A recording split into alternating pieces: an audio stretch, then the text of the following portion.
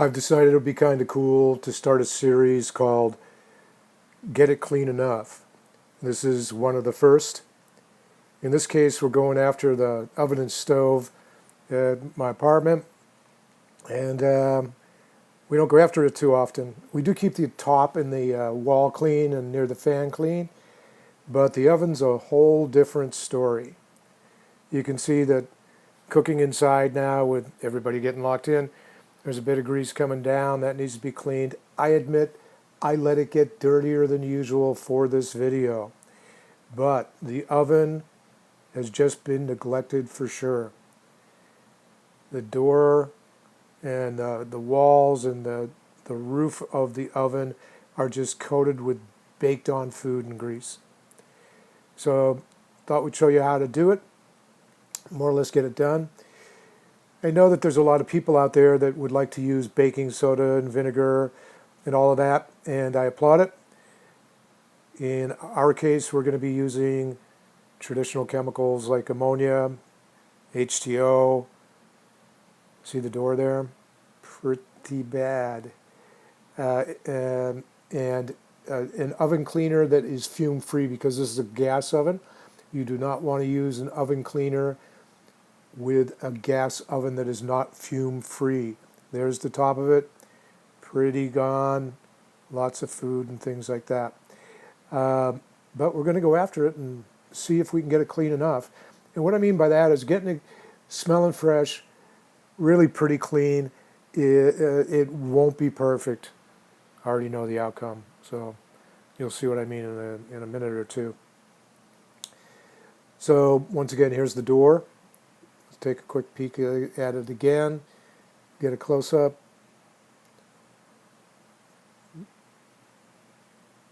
Big piece of tin foil on the bottom of the stove, on the bottom of the oven.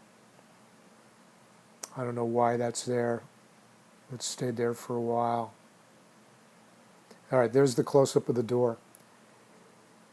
That is so bad you can't see the light when the oven light is turned on. That is one of the goals, is to get that clean enough that you can actually see in the oven. Now I'm going to start breaking down the work area. That means getting everything out of the way. Racks, microwave, everything that's nearby. Take out the grill and let that soak while other things are going on. That gets loaded with grease too.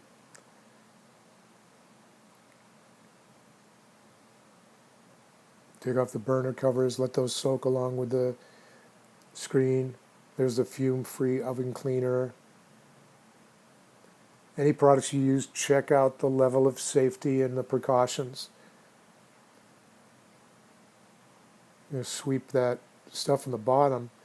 Not a lot of grease on the bottom of this oven, but I don't know. It seems like ash and stuff for whatever reason. Just going to sweep it out with a brush.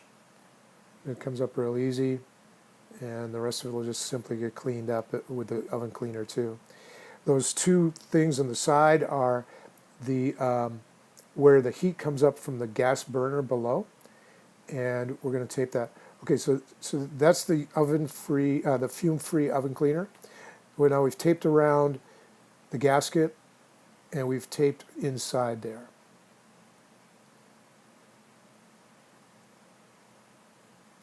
I'm supposed to let it set for just a few minutes. In this case, I let it set for over an hour. Now, like I said, a reminder, if you prefer vinegar and baking soda, well, if you keep your thing clean as usual, I think that's cool. Ammonia here is letting it soak for a while, is going to go really at the grease and loosen up the grease. Using that big brush we used on the bottom of the oven, that's going to break up the mess some, make it easier to wipe off. You see how letting the ammonia soak just broke that debris up. The old adage, cleaning a little bit now is much easier than cleaning it a whole long time later. So take a couple of minutes every time you cook, wipe things down, makes it a lot easier to maintain. But that ammonia and water works really good. Turn the fan, evacuate the odors, lift the top of the stove, lifts up, and there's some little hooks that hold it up. and we're cleaning that with the shop vac. Unfortunately, that inner doesn't clean well. We got all the old spaghetti pieces and matches that may have been needed if the burner switch failed. And so we're vacuuming it out, getting that clean as can be, rather clean as possible. The window and the door took 3 times of spraying and wiping. You're not seeing the depth of it. This is another case where, gosh, it might have been easier if maybe every other month we did a quick cleaning, or honestly, maybe once a year. This went a long time. But yeah, the ceilings and walls of the oven were pretty rank. What we're doing is getting it clean enough to reduce the smell and improve the cooking and make it look pretty cool. Some of that tape just came up. We're not going to be spraying any more in there, so that's okay. You do want to remove that before you're finished. You can see there that it's looking pretty good. All right, going back at the door again and inside. Don't forget to get the roof or the ceiling of the oven too. There's going to be stuff that's spattered up, and I guess you really can't see me doing that. And the little blue thing there is from my brush. We'll remove that so it doesn't melt. Anyways, looking nice, huh? Once again, clean enough. Just double checking.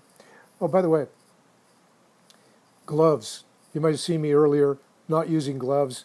I recommend it.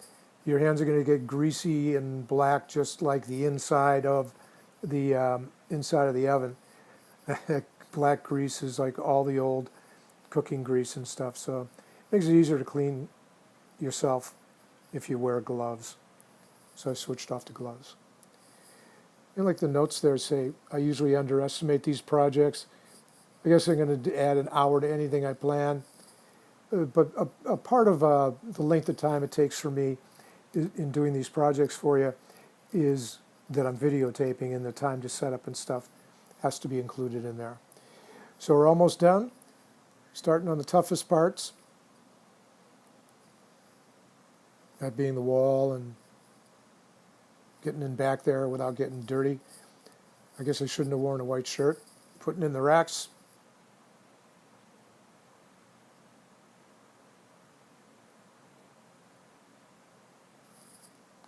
Now, that looks pretty darn good. Those aluminum inserts, a great buy. I'll put a link where you can buy them. They are really worth it to keep the cost down. The cost of time down. And they look good once you've cleaned the stovetop too. Catches a lot of grease and overspills and stuff. We'd soaked the burner grills, the burner protectors in the sink. And now we're cleaning around the outside using our favorite counter cleaner, ammonia and water. You can use whatever you like.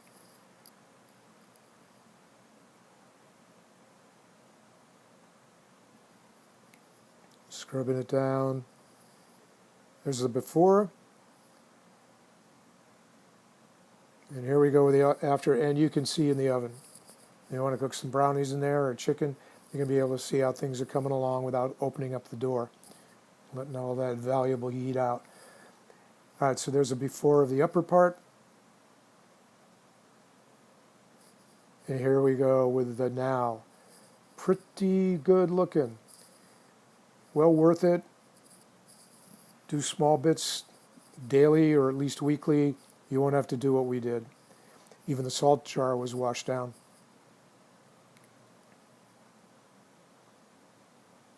Please like and subscribe. Helps us out. At the end of the video, there's going to be a couple of more videos that you can go ahead and take a look at. Always helps if you're looking.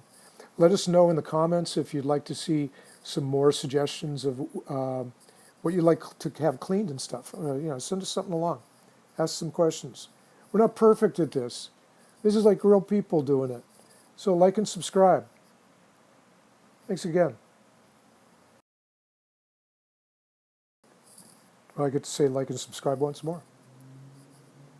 Bye.